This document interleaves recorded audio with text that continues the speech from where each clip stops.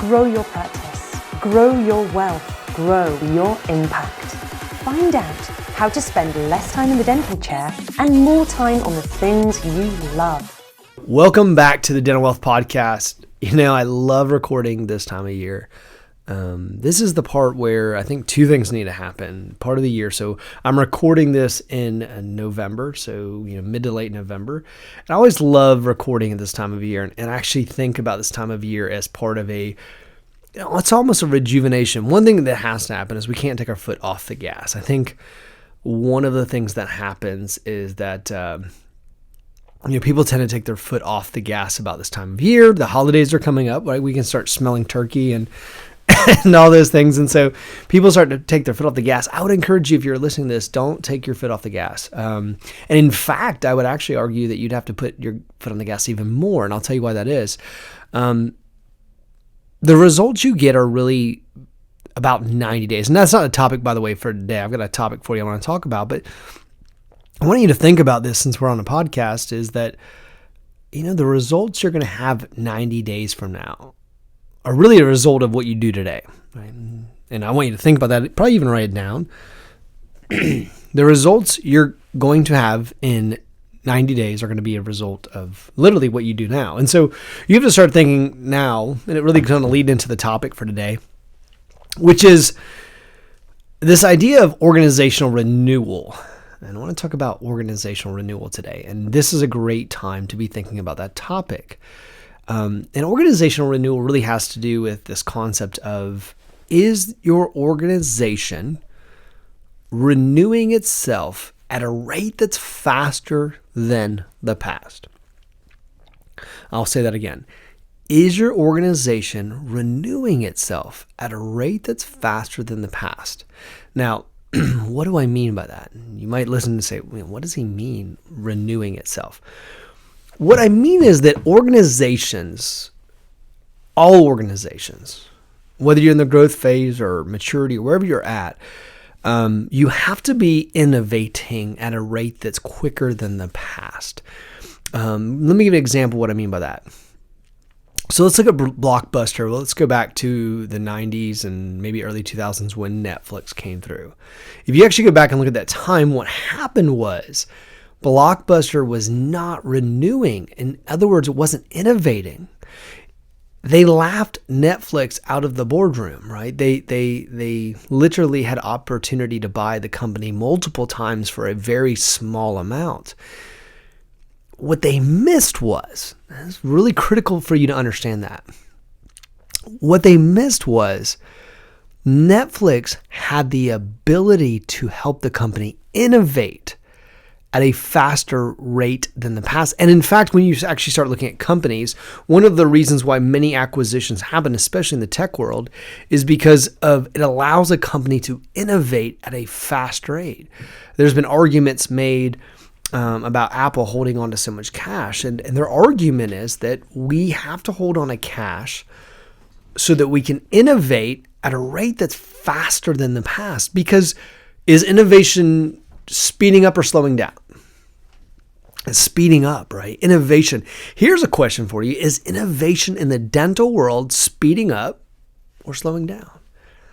And we can look around and realize innovation in the dental world is absolutely right now taking off. And I'm talking about innovation in the business model, innovation in marketing, innovation in the way we train our teams, innovation in the way we even pick up the phone. I mean, there's AI that's coming in to help you analyze every word when someone picks up the phone. I mean, this amount of innovation happening right now in the dental world is so fun if you're taking advantage of it.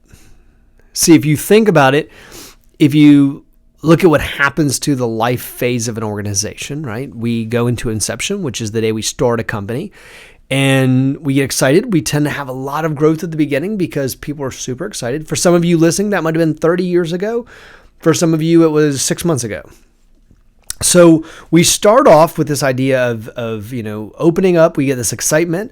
We have a little bit of dip, and then we hit the growth phase, and we start to really grow. And during this time, We're buying new equipment, we're buying technology, we're expanding our marketing campaigns, we're innovating, we're thinking about new ways to grow our patient base.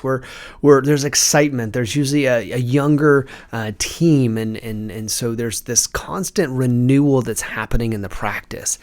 And so it's a fun time, right? It's an energetic time. And that's just there's no complacency. And in fact, I would even argue that some of it, fear drives some of the innovation. Write that down, right? That's probably a good note, is fear driving the innovation? Because I think sometimes fear can actually be a good thing because it can drive innovation. I would argue one of the reasons why Apple holds on to so much cash is because of fear of not innovating quick enough. So what happens in that phase is the growth phase is because of fear and because of uncertainty, there's not 35 years of certainty, we start to innovate. And then we start to get complacent. When we start to see success, and success starts happening for a sustained period of time. So renewals have been consistent for 5 years, 7 years, 8 years, 9 years, 10 years, 20 years. And the team starts getting complacent and they start kind of staying in the stagnant way of doing things. And so they don't change. And then one day we wake up and our renewals, and revenues have been the same year after year after year after year after year after year. And there's slightly fluctuations, up a little bit, down a little bit, up a little bit. And there's not really that much change. And the reason why is because of organizational renewal. So I want you to think about this term, organizational renewal. And all you've got to do is write down an organizational renewal. Is my company innovating at a faster rate than in the past? Is my company innovating at a faster rate than the past? See, if you're not innovating, I don't care who you are. I don't care if you're General Motors. I don't care if you're Blockbuster. I don't care who you are. If you're not innovating at a faster rate than the past, your company is going to move into maturity. And the problem with that is after maturity comes decline. We have to be innovating. And by the way, what does innovation mean, Eric? What does that look like? So you're talking about innovation. What does that actually mean? Well, innovation means innovating in our teams and the way we train our teams and the talent in our teams. Innovating in the way we attract new patients and we market to new patients and we come to the marketplace. Innovation in technology, in new dental technology, innovation in procedures, innovation in the way we recall, innovation in everything we're doing. And by the way, here's what ends up happening and how we move into this complacent area is what happens is we go, I've got this. I've got it. And what I mean by that is, so let's assume we've got a system. I said recall. That's a pretty, a standard procedure people can think about. So I'll use that as an example. So what we'll do is we've now offloaded that to some companies that help us text message and send out, phone calls and do all kinds of things that help automate that, which by the way, it's amazing. I love that. But you can't stop. So you can't stop. You can't say, okay, check mark, I got that. Let's move on. Maybe temporarily. But you have to constantly be looking at the data and saying, how do I innovate that area? And then how do I use my leadership to innovate in every area? See, it can't just be one. See, the mistake in business is that we start to get complacent and we start thinking we've got it. I mean, one of the biggest mistakes you made. Lehman Brothers, by the way, thought they had it. General Motors, before they filed for bankruptcy, thought they had it, right? Why do I give you big companies? Why do I give you that example? Because I think sometimes we think our dental company, we think of it in different terms. And I want to show you even the big guys make mistakes. So if you think you're too smart, too big, too talented to fail, you're wrong. You're dead wrong. And so if we're going to utilize this practice, whether, depending on what your goals are, you got to start thinking about this and start saying, my gosh, if the big companies make these giant mistakes, what chance do I have? Well, you can usually boil those mistakes down to simple decisions made over a period of time. They got complacent. In my first example, Blockbuster got complacent. Don't get complacent on the dental side. Innovation is coming. Innovation is going to get quicker and faster in dental, and you're going to see it more and more. The next 10 years in dental are going to be absolutely exciting to watch. But I think you got to think about this now. What a great time to be listening to this podcast. So it's November. So I would write this down and I would say, hey, let's look at 2020. And I'd say, in what areas do I most need to innovate? By the way, you can't focus on every area. That's a mistake too. But I would ask myself, what areas do I need to innovate the most? What areas do I need to innovate the most? Or what would have the greatest ROI right now for me to innovate? So when we look at organizational renewal, we have to question innovation within our company. Service companies often they've literally become very complacent because they've been serving a certain clientele for over a period of time. The clientele is not complaining, and so they start to get complacent in the delivery of what they do. And it's easy to happen in service. See, in technology, your competition's constantly forcing you to innovate at a really high rate. But in service industries, it doesn't happen as much. So it's easier to fall into complacency when you're in a service industry model. So dental care is a service industry model. So think about that for a minute and say, wow, what was my last major, write this down. What was my last major innovation? What was my last major innovation? What impact did it have? What impact did it have? What was the return on investment? And do I need to continue to reinvest in this area? And so we look at this and say, look, I've got to look at the areas in this company. Now, by the way, you might need to outsource some systems to help you with this. You might need to insource by hiring somebody. You might need to be talking about this on your leadership teams. You might need to brainstorm on your own. I mean, I think you can call Tower Leadership and call a lot of people. I mean, I think the thing is that you've got to be thinking about innovation within your own company. We're constantly at Tower Leadership trying to innovate the way we do things.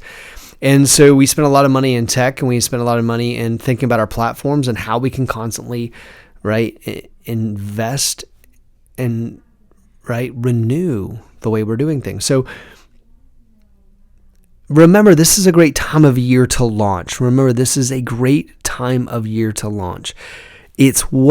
Because remember, people get complacent and then they don't put their foot back on the gas until March. Trust me, I've been doing this for a long time. I know that to be true. And so what I would encourage you to do is spend the next 60 days just focused on renewal. I would write that down somewhere, like organizational renewal. Why am I telling you to do this? Because it will have effect on dental wealth, right? It has an effect on revenues. It will dramatically change revenues. It'll dramatically change team morale. It'll change culture. It'll change, your entire team. If you start thinking about the ways to innovate, you'll also prioritize what makes the most sense to innovate. So you can't innovate everything. Like I said, don't go through and be like, I'm going to change everything in my organization. That's a complete mistake too. But you do know that if you do not change at some point, if you do not grow, if you're not changing processes, you will move to maturity. And if you're listening to this in maturity, and some of you might be listening to this and say, my business has been stagnant, right? So if you plotted your revenues for the past 3 years on a curve and realized that your revenues are pretty flat, that means you're probably in maturity. And so if you're sitting in maturity, then here's what I need to tell you. And the good news is that you can go back and you can renew your organization. You can make dramatic changes. You can move it and put it back in growth phase, even though it's a maturity. The problem is, if you're in maturity, just understand that you're going to get more pushback. You're going to get more teams saying this will never work. You're going to get more people fighting back against you because nobody's been renewing, not renewing in their own skill sets, not renewing in their own strengths. And so when you start actually trying to reinvest, you're going to see pushback. And that's okay, by the way. As a CEO, you just need to know, hey, we've gotten a little complacent here. And when I'm trying to innovate, I'm going to get pushback on my innovation. That's a pretty natural thing. And so you just have to look at it and say, look, that's pretty natural. Like, I'm going to get some pushback. If you're in decline, so your revenues have been going down, you're really going to get a lot of pushback. But it's even more important for you because the time is limited. So this is a great time. I mean, use this conversation as a jumping off point. It's a positive place. This is a positive conversation. Stay on the positive side and say, hey, what area do I need to innovate in my practice? Whether it be patient communication, whether it be clinical skills, whether it be technology, there is an area you need to innovate. It's called organizational renewal. Is your organization renewing at a rate that's faster than the past? Go focus on that. Spend the next 60 days focused on organizational renewal. Get people excited, get them reinvigorated, and it will have a dramatic effect on the way 2020 works out. Hey, some of you might be listening to this and it might be 2020, right? I'm recording this in November of 2019. It might be 2020 and it might be halfway through the year when you're listening to this. Doesn't stop. One of the things that I press on people to do is use a rolling 12 versus a calendar year. Rolling 12 allows you to really see how the organization's doing. If you don't know what that means, reach out to us. We'll explain it. But here's the thing. You got to constantly be looking at your organization. Don't get so stuck in the calendar year that you forget that basically it's the pulse of today and what matters today. So if you're looking at this and if it's June in 2020, hey, what do I need to do to take my organization and move the organization and reinvest in the organization and get all of this moving and get into organizational renewal? If our team can help, reach out. Either way, listen, I appreciate you guys listening to this. Take the charge, right? Don't just listen to stuff like this. It doesn't matter whether it's Dental Wealth Podcast or another podcast. If you're going to take the time to listen to this, take the time to put it into action. And these messages are intentional because we know what people want to hear. I know what you need to do. And then we just get focused. See, once you figure out the area that you want to innovate, then we focus on the how and the who. And then that's how we really start to make progress. So thank you for listening. I hope you've enjoyed this. Hope it kind of challenges you to do some great things. If you're watching this on YouTube or you're listening to the podcast, hit subscribe. We'd love to have you as part of our following. Thanks as always. You guys have a great one.